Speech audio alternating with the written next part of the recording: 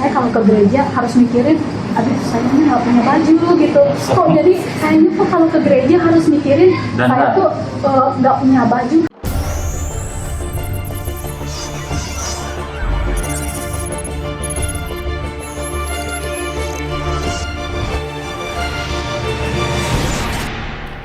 Assalamualaikum, selamat datang kembali di channel ini. Kali ini saya akan membahas satu video di mana seorang ibu, nggak tahu ibu atau masih muda, tapi kayaknya sudah 30 ke atas lah.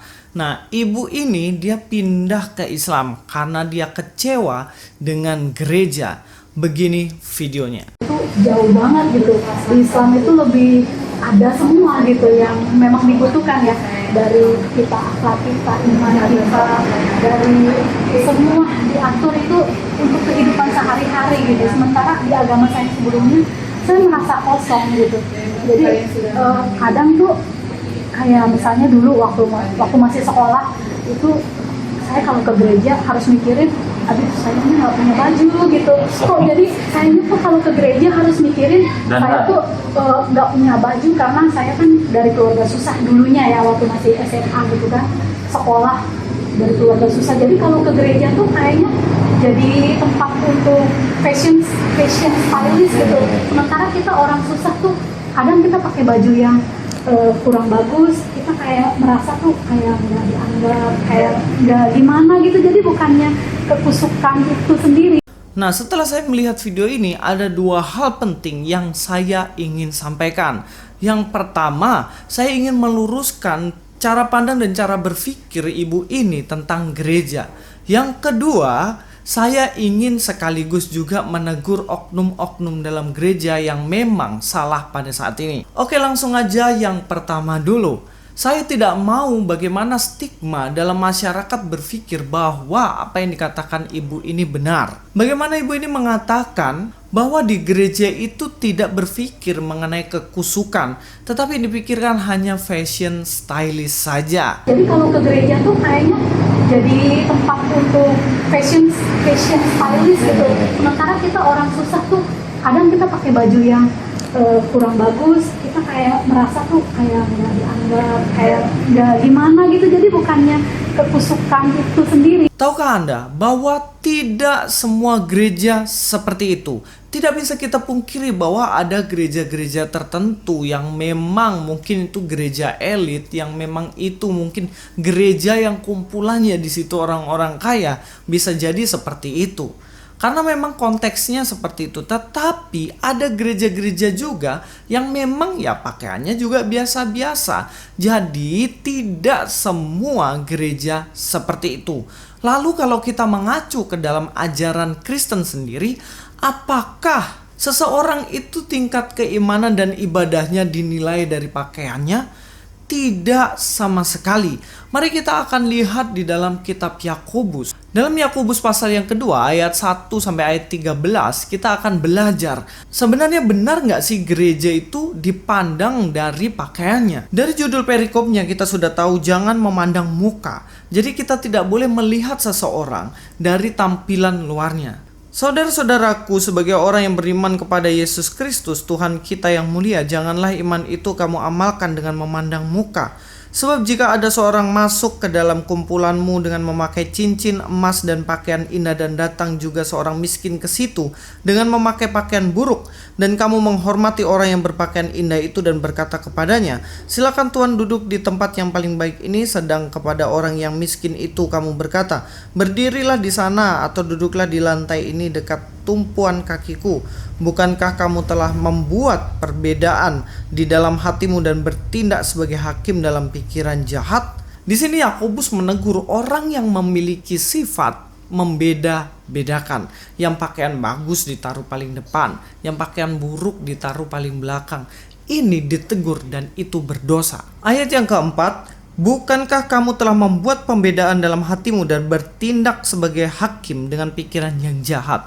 Jadi tindakan untuk membeda-bedakan ini adalah pikiran yang jahat. Kita lanjut ya. Dengarkanlah hai saudara-saudara yang kukasihi, bukankah Allah memilih orang-orang yang dianggap miskin oleh dunia ini untuk menjadi kaya dalam iman dan menjadi ahli waris kerajaan yang telah dijadikannya kepada barang siapa yang mengasihi Dia. Jadi kalau kita perhatikan di sini, bukankah Allah memilih orang yang dianggap miskin oleh dunia ini? Artinya orang-orang yang miskin yang mungkin tidak terpandang, justru Allah memilihnya supaya apa? Supaya kaya. Bukan kaya secara materi, bukan kaya karena pakaiannya, bukan karena fashionnya bagus dan lain sebagainya, tetapi kaya dalam iman.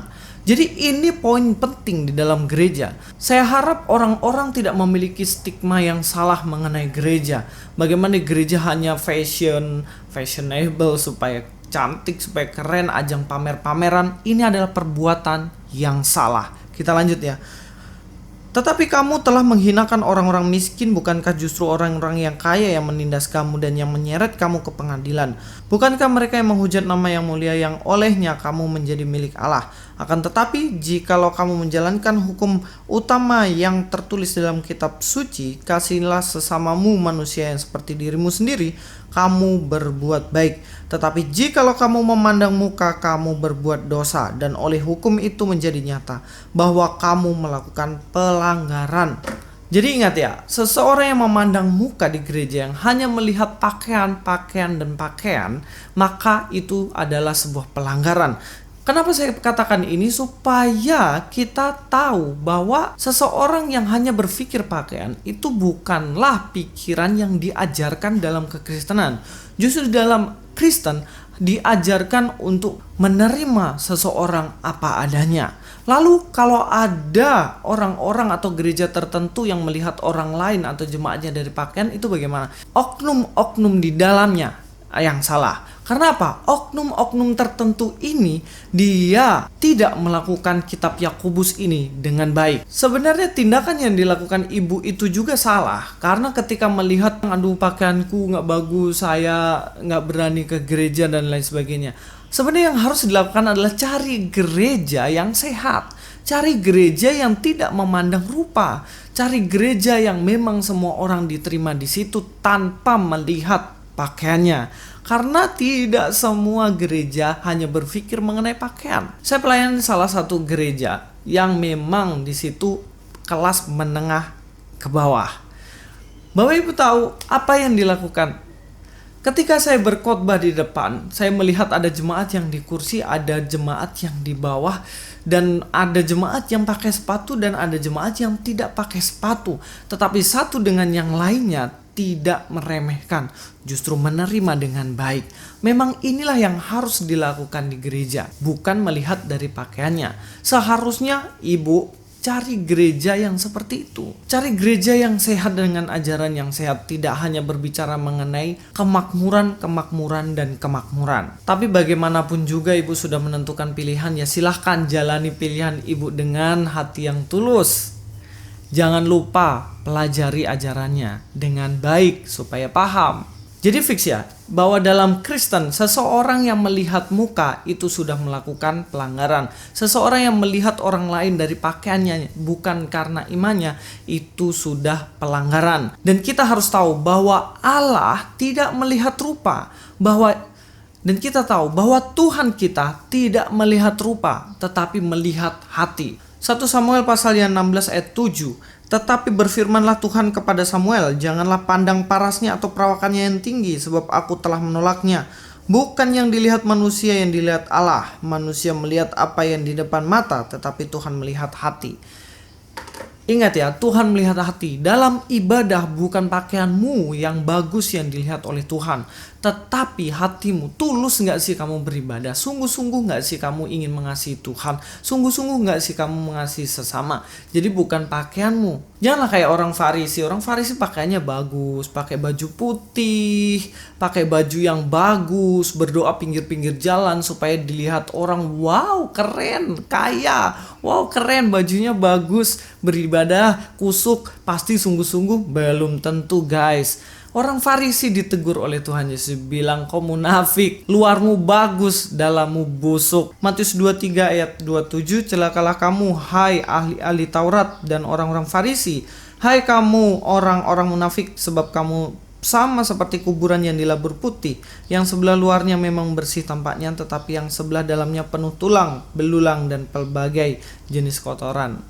pakaiannya doang yang bagus, sok rohani, padahal hatinya penuh dengan kebusukan. Yang kedua, dalam momen ini saya tidak mau membela gereja ataupun oknum-oknum yang melakukan ini. Justru hari ini saya mau menegur gereja-gereja dan oknum yang melakukan hal ini. Lihat, gara-gara tindakan seperti ini, pada akhirnya ada jemaat yang meninggalkan Tuhan. Jadi untuk orang-orang yang masih memandang muka jemaatnya, bertobat. Terimalah orang apa adanya. Tahukah Anda, Mahatma Gandhi, dia pernah mau masuk ke gereja dan beribadah kepada Tuhan Yesus.